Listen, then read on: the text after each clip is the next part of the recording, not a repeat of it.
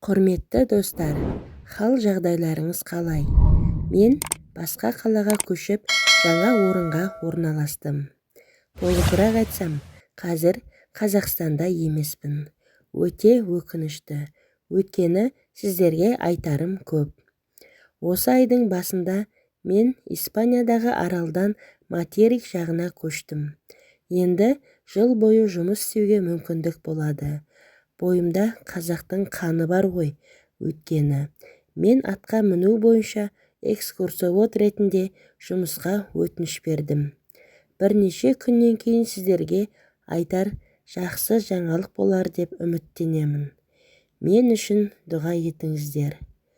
Мен де өздеріңіздей саяхаттауды жақсы көретін адаммын. Сондықтан мен келесі 3-ші аптада Латын Америкасынан өтемін. Менің сапарыма қосылғыңыз келе ме? Кездескенше, достар.